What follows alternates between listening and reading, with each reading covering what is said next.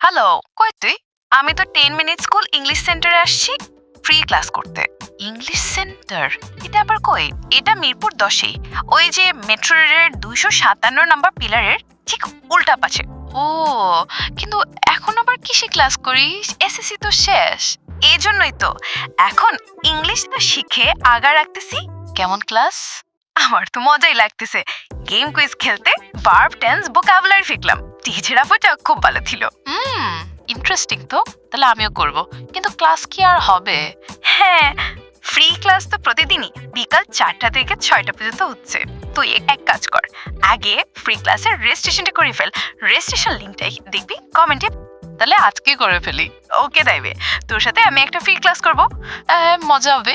হ্যাঁ, একসাথে ভর্তি হলাম, তারপর একসাথে পড়লাম, প্র্যাকটিস করলাম, বাস আর একসাথে গেলাম।